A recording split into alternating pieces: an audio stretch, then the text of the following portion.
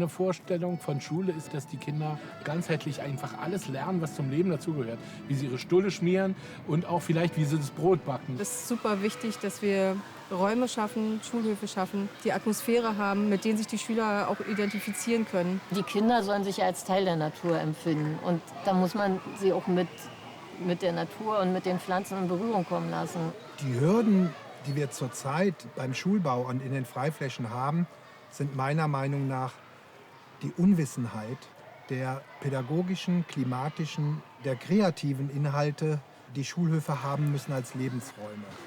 Da die Kinder heute ganztägig sich dort aufhalten und da wird nicht mehr irgendwo gesessen und Pausenbrot gegessen und der Unterricht geht weiter und danach gehen die nach Hause, sondern hier bilden sich Cliquen, hier bilden sich Gesellschaftsstrukturen innerhalb der Kinder, hier wird Demokratie gelernt in Projekten. Alles das ist eines der wesentlichen Momente, die ernst genommen werden müssen in der Schulhofplanung. Wir machen einen Hund. Wir hauen gerade so am Rand vom Ohr ab, aber wir müssen hier ganz vorsichtig sein, deswegen machen wir erstmal so hier hinten. Sowas habe ich noch nie gemacht und ich finde, es ist sehr cool. Und wenn man jetzt so wenn man sich das jetzt nicht macht und einfach so anschaut, dann sieht es so einfach aus, als würde man das in Luft hinkriegen. Aber echt ist es echt anstrengend, weil du kannst halt immer ausrutschen und dich verletzen und eine Blase kriegen, weil das reibt hier und es tut aber richtig im Arm weh, wenn du jetzt immer hier raufschlagen musst. Das kostet eben Kraft und Es ist sehr cool, sowas zu machen. Das ist echt eine Ehrensache, dass unsere Klasse das jetzt machen darf. Sandstein, der kommt aus dem Elbsandsteingebirge. Um richtig viel Masse abzuschlagen, nehme ich den Fäustel, weil der hat einen härteren Schlag, der zieht besser durch, während der Klöpfel hier so ein bisschen mehr wie Schnitzen ist. Da brauche ich nicht so eine Angst haben, dass der Schlag so tief reingeht in den Stein. Ich mache das ganz gerne mit den Kindern. Ich freue mich, wenn die sich freuen, wenn die ein bisschen was lernen, wenn die so ein Erfolgserlebnis haben. Ich kann hier so Tierköpfe machen, die würde ich sonst alleine nicht machen. Ne? Und so kann ich gucken, wie weit ich so mit den Kindern sowas erarbeiten kann. Wir haben super fleißig beim Steinmetz-Workshop mitgemacht, kamen strahlend wieder zurück in den Klassenraum. Im Grunde sind die meisten Gelände ziemlich ausgeräumt und übersichtlich. Und was am meisten fehlt, sind Rückzugsnischen für die Kinder. Die brauchen sie genauso wie die Herausforderung, dass die so überbordende Energie haben, gerade wenn sie den ganzen Tag in der Schule sitzen, dass die gezielt irgendwie raus kann, ja, auf eine gute Art und Weise. Und das möglichst in einer grünen oder noch besser bunten Umgebung. Gerade jetzt immer mehr im Zeichen des Klimawandels wird natürlich die Not immer größer, weil wir viele Schulhöfe haben, die sich aufheizen, die verstaubt sind. Es ist nicht einfach mit dem Sonnensegel getan. Die natürliche Verschattung ist schon die beste Verschattung. Und deshalb ist es so wichtig, dass wir die Natur auf den Schulhof auch holen. Und auch deutlich machen, dass ein Miteinander von Natur und Kinderspiel, dass das einhergeht und sich nicht widerspricht. Dann können sie sich gut entfalten und bringen auch wieder mehr Ruhe mit in den Unterricht und sind wieder freier oder offener zum Lernen. Eigentlich ist eher die Erfahrung, gerade auf den Geländen, wo es vorher ein ziemliches Aggressionspotenzial gab oder viele Konflikte, dass sich ganz schnell herausstellt, schon mit der kleinsten Maßnahme, die wir angehen, mit der kleinsten Nische, die wir irgendwie gebaut haben, dass wir die Kinder wirklich so ein bisschen unter dem können. Ja. Es ist ja auch ein Lernort und es steckt enorm viel Potenzial in dem Außengelände an pädagogischem Wert. Das freie Spiel ist ein ganz wichtiger Aspekt, dass wir den Kindern die Möglichkeit eben geben, kreativ zu werden, zu schauen. Die brauchen oftmals gar nicht das eine Spielgerät, was schon festgelegt ist, dass es jetzt ein Drachen ist oder ein Pferd. Die Kinder sind fantasievoll und machen Spielgeräte zu dieser Welt, in der sie gerade stecken. Sport und Bewegung sind zwei verschiedene Aspekte. Sport bedeutet in dem Sinne Leistung zu erbringen und zu messen. Und Spiel und Bewegung bedeutet, sich frei zu bewegen, den Körper frei entscheiden zu lassen, in welcher Bewegung er sich befindet. Und es gibt vielleicht dort die pädagogische Seite, die ich eher als Sport bezeichnen würde. und die des freien Spiels und Bewegung. Klettern, auf Bäume klettern, in Höhlen kriechen, über Wackelbrücken laufen. Kinder brauchen auch Herausforderungen, wenn wir gerade im Spiel gucken. Ich sag mal, kein Risiko ist ein Risiko. Wenn die Kinder niemals lernen zu fallen, dann können sie natürlich auch nicht fallen im Ernstfall. Kinder wissen, wenn sie auf einem Spielgerät nach DIN spielen, wenn sie runterfallen, fallen sie weich. Wenn sie allerdings auf einen Baum klettern, da sieht das schon ganz anders aus. Die Eigenverantwortung wächst sofort. Es ist eine ganz wichtige Situation, wie die Schulgemeinschaft sich auf den Schulhof, auf den neuen Schulhof eben einlässt und wie er wieder wahrgenommen wird. Wenn also alle im Planungsprozess dabei waren, der daran enden wird, dass die Schüler den ganzen Schulhof als ihren eigenen Lebensraum erfahren und auch in eigener Verantwortung dort auch dann auch in dem Schulgelände auch selbst leben, obwohl sie eben nicht face-to-face mit dem Lehrer in Kontakt sind. Und das ist auch abgesichert durch das Schulgesetz. Hier gibt es gute Spielsachen und die Kinder haben richtig Spaß. Im Metall ist dann im Winter immer viel zu kalt und am Sommer immer viel zu heiß, also Holz ist perfekt.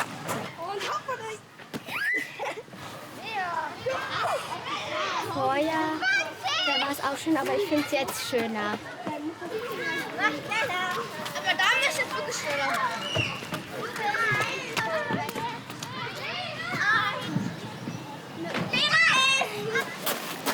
Die Biodiversität ist ja das Programm der Stadt Berlin, diese Biodiversität innerhalb des Stadtgrüns, immer innerhalb der Stadtökologie erheblich zu erhöhen. Und die Schulhofflächen insgesamt sind etwa überschlagen, so Flächengröße von zweimal der Tiergarten. Und hier ist natürlich auch ein stark begrünter Schulhof, als Trittsteinbiotop innerhalb dieses grünen Geflechtes, eine wichtige stadtökologische Komponente. Das ist auch der Umgang und das Kennenlernen mit heimischen Sträuchern, mit Bäumen, mit Lebensvielfalt auf den Höfen. Also ein ganz wichtiger Aspekt, um dieses Netzwerk zu stärken und letztlich auch auszubauen, um die Stadt klimaresilienter zu gestalten. Wir haben so einen hohen Nutzungsdruck auf diese Schulflächen, Schulfreiflächen, dass man denkt, dass durch eine hohe Versiegelung weniger Pflege nötig ist. Und das gilt es für uns immer wieder auch deutlich zu machen und Beispiele zu zeigen, dass es anders geht. Normale Schulhöfe sind oft mit großen befestigten Flächen versehen. Und naturnahe Schulhöfe befestigen nur das, was dringend erforderlich ist. Naturnahe Anlagen, offene Bereiche mit offenem Boden, Strauchflächen, die wir ganz dringend brauchen in der Stadt, die sind sehr, sehr viel preiswerter und in der Pflege etwas kostenaufwendiger als eine große Betonfläche, aber im Gesamtheitlichen betrachtet, im Wert für die Bildung, für die Bewegung, für die Gesundheit, für das Stadtklima, wesentlich preiswerter als ein klassisch designter Spielhof, der ähnlich wie ein Stadtplatz gestaltet ist. Wir haben auch einen guten Austausch mit der Elternschaft. Wir haben unseren Frühjahrsputz und den Herbstputz, wo wir gemeinsam mit den Eltern zunächst den Schulhof bereinigen, aber auch kleine Bauprojekte umsetzen. Diese Putztage sind immer an einem Freitagnachmittag. Dann wird ordentlich gegrillt. Wir haben ja unseren kleinen Schulgarten. Dort finden dann eben auch Aktivitäten statt, ob nun mal der Zaun gebaut werden muss oder das Hochbeet wieder neu gestrichen werden muss. Also all solche Sachen, die machen wir dann auch gemeinsam mit den Eltern, versuchen die Kinder mit einzubinden. Wir haben da eine Schulmaus, die wohnt in unserem Häuschen. Und wenn wir da vergessen, das Vogelfutter rauszunehmen, dann hat die im Winter viel zu futtern. Okay. Hier wachsen auch Tomaten und Eine raus und zeigt Paprika. Und dann könnt ihr sie essen. Wer Tomaten mag. Es gibt auch noch andere Pflanzen. Es gibt aber noch andere. Einmal Radieschen. Ich danke euch total. Ich nehme sie mit. Also ich denke, dass wir in den letzten Jahren festgestellt haben, dass die Schulgärten wieder neu entdeckt werden. Und wir bieten ja schon seit 9 Jahren einmal im Jahr den Schulgartentag an, um in Kooperation mit den Gartenarbeitsschulen verschiedener Bezirke dort einen Fortbildungstag zu gestalten. Und die Teilnehmerzahlen steigen jedes Jahr, sodass wir merken, dass Schulgarten auf jeden Fall für die Kollegen immer wichtiger wird. Oftmals ist es in Kombination mit dem Sachunterricht. Da wird dann eben etwas ausgesät, beobachtet, wie der Entwicklungsprozess einer Pflanze ist, und oftmals sind es Produkte, die man auch vertilgen kann oder verarbeiten kann. Meistens sind es Kräuter oder Radieschen, sodass man dann am Ende einen Quark oder etwas derartiges dann produzieren kann. Das machen die Kinder sehr gerne. Erst ein bisschen steiler das Eisen halten und dann schält er so ein bisschen wie so runterschält. Wunderbar, so stelle ich mir das vor. Das ist der schleichende Fuchs, weißt du? Und den habe ich meiner Tochter entwendet, den kleinen Fuchs hier. Das ist meine Vorlage. Ne? Die Idee war, dass man vor dem Haupteingang, da ist ja dieser Treppenaufgang, davor ist so ein bisschen grün noch. Ne? Und das ist eine weiße Wand. Und wenn man die davor stellt, ich glaube, das kommt ganz gut, dann konkurrieren die sich so schön stark. Der braucht Nasenlöcher. Ja. Naja, ist ein bisschen verliebt ins Detail. Ne? Das sieht nachher kein Mensch, aber es macht Spaß jetzt. Ne? Ja. Also einfach so, sich so im Detail zu verlieren, macht auch Spaß, was mir. Brodowin, der Name gibt es ja vor, da sind noch einige Tiere zu machen. Ich glaube, die sind eher berühmt für ihre Milcherzeugnisse. Und so eine große Kuh, das wäre natürlich auch toll. Ne? So richtig so 1:1, ne? So ein Riesenvieh. Aber gut, das ist eine andere Geschichte. Am Ende sind die vielleicht 5 Stunden da oder so. Da wären es natürlich keine Bildhauer, aber A ist vielleicht mal, dass sie die Schule anders erfahren und dass sie einfach mal so Erfahrungen machen mit diesem Material, was sie ja sonst eventuell ja nie die Gelegenheit haben. Ne? Und vielleicht einfach ein schönes Erlebnis haben, dass Schule anders sein kann. Ne? Das ist eine schwierige Stelle. Probier mal aus. Und jetzt kannst du lenken, wo du hin willst. Weißt du? Ja. Ich denke, so ist gut, wa? Der kann bestimmt gut riechen, die Hühner. Groß genug ist ja die Nase.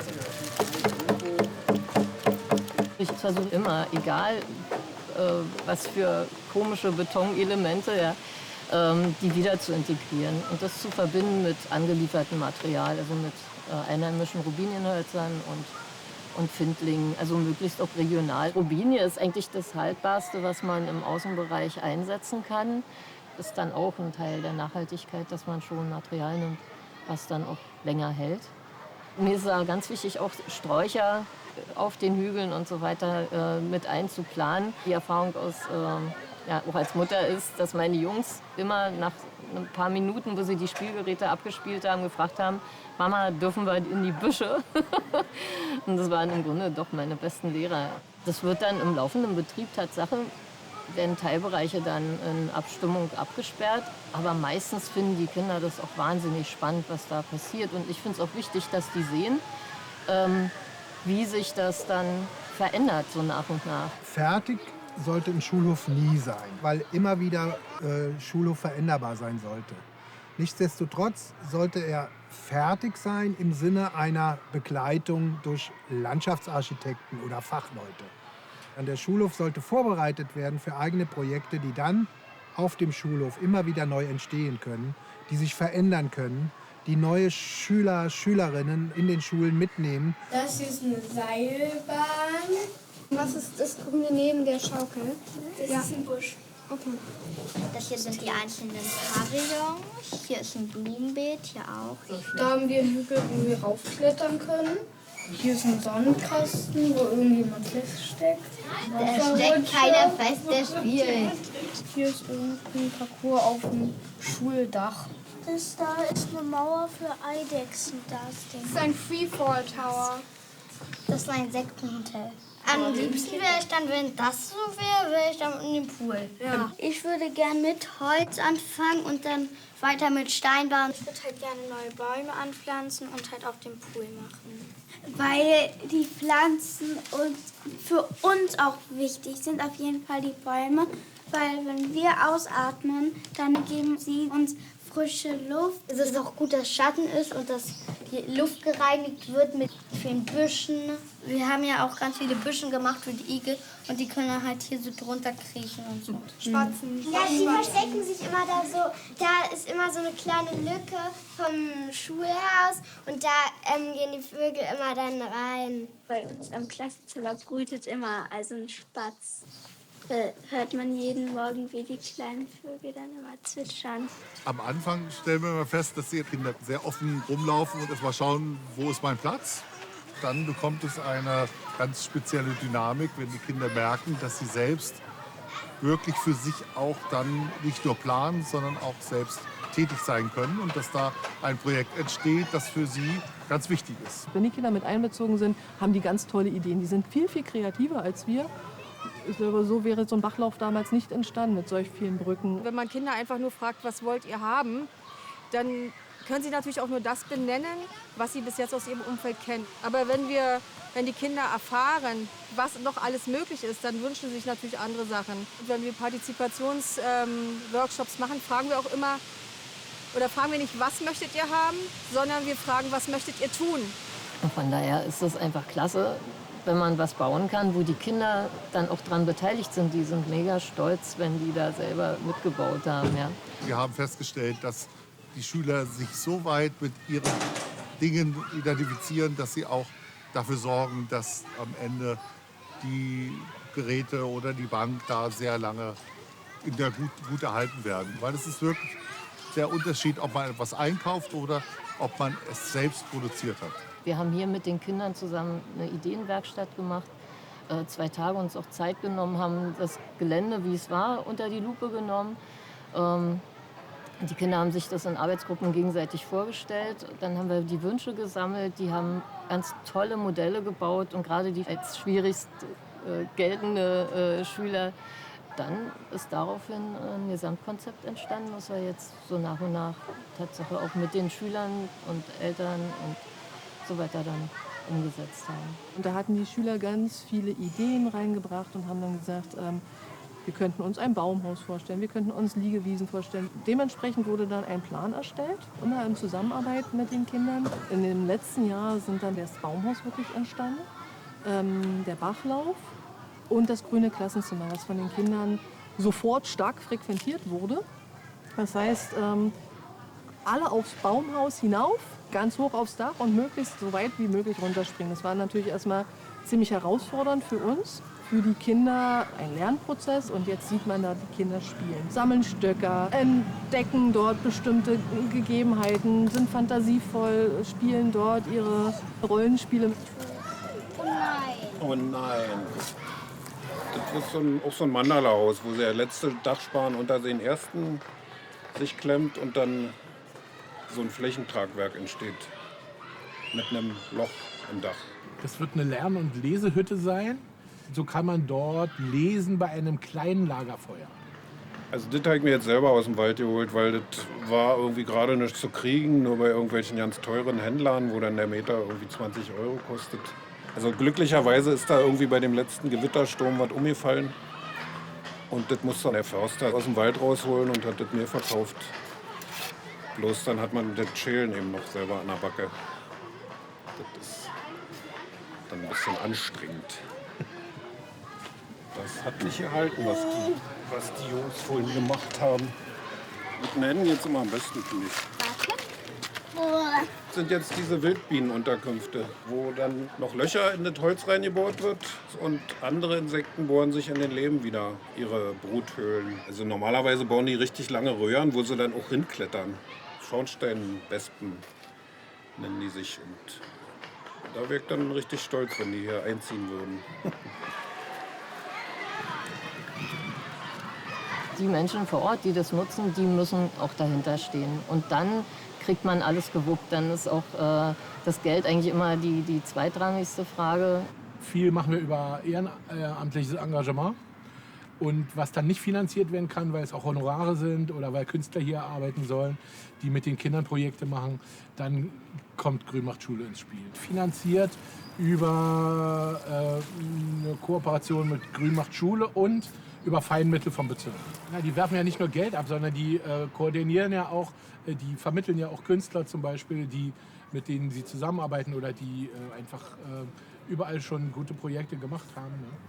Und ich denke, diese Kommunikation, die kann ich jedem empfehlen, der was auf seinem Schulhof vorhat. Also innen drin in der Schule kann man viel machen, kann auch viel über den Bezirk laufen. Aber außen ist Grün macht Schule, glaube ich, in Berlin der Maßstab. Es ist toll, dass Berlin was sich Grünmacht Schule schon über so viele Jahre leistet.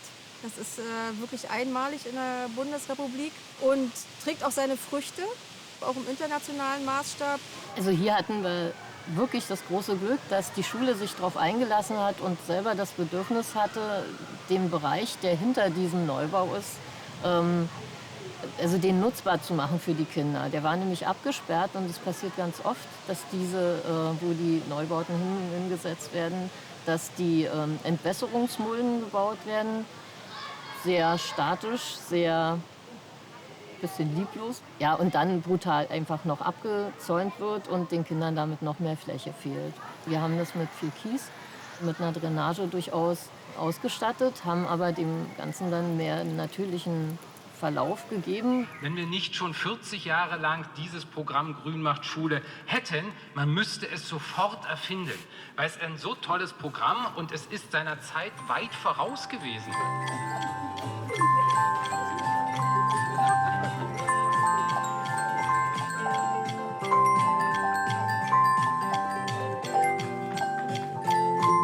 Viel zu lange haben wir Sachen entschieden und bestimmt, ohne die Kinder zu fragen und ohne euch zu beteiligen.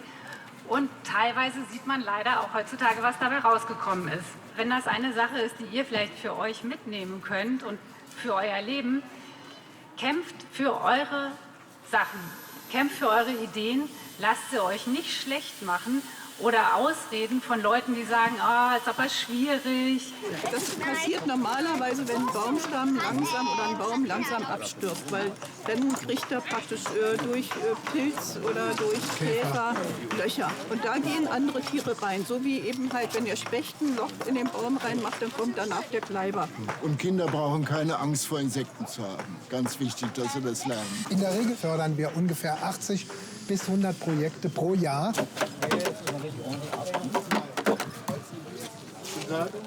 Hallo.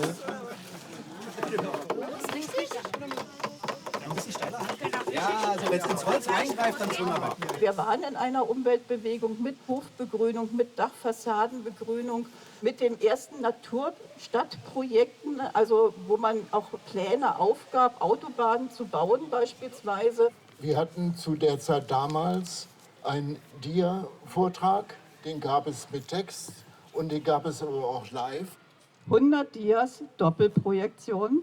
Die Leute waren nach 2,5 Stunden so inspiriert, dass sie dann wirklich sagten, wir müssen jetzt was tun. Wir können jetzt nicht diesen Vortrag gesehen haben und nicht anfangen. Wir haben das Gefühl, es verteilt sich eben so wunderbar jetzt auf dem Schulgelände.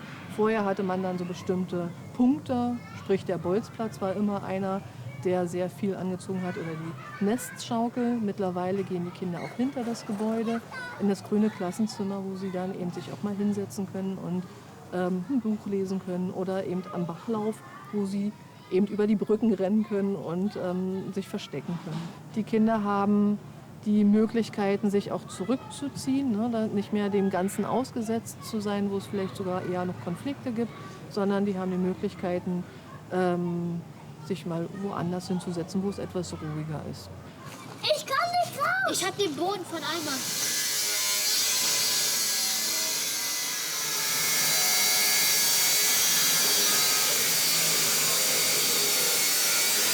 Ganz leicht, so ganz leicht, nicht bewegt. Jetzt lassen wir es trocknen. Hier sieht man noch die Schiene hier. Die kann man sehen. Die darf man sehen? Die darf man sehen. Du spürst, da fällt auch nichts mehr von der Hand ab, ne? Das ist nur ein bisschen Krümel.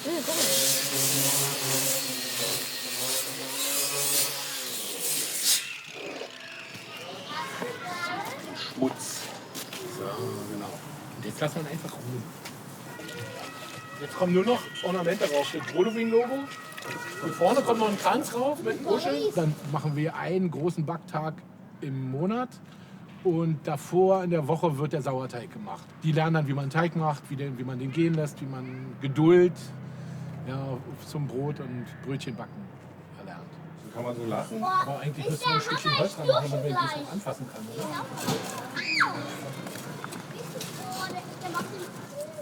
Wie macht der mit das?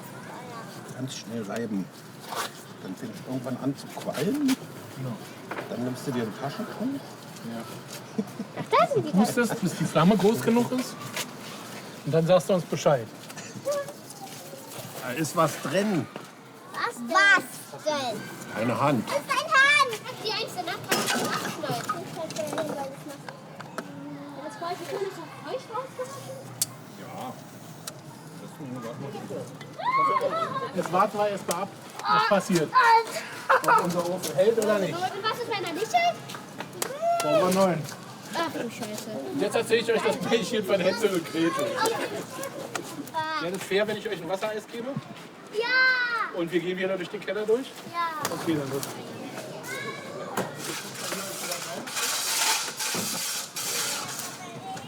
Zwischen 400 und 600 Grad können wir hinkriegen. Dann wäre eine Pizza nur was für 20, 30 Sekunden. Was soll ich meine? So ein Klappstock. Ein Klappstock. So, ein Klappstock rein und dann stabil. Du bist so schlau. Dir ist es gerade eingefallen. Na, Vision ist, dass also Schulhöfe grüner werden und ein sehr attraktiver Lebensraum für die Schüler darstellen. Räume wie offene Klassenzimmer, Schulgärten, Freilandlabore, aber auch Bolzplätze gehört genauso mit dazu wie Spielgeräte. Auf alle Fälle die Kinder mit einbeziehen. Ja?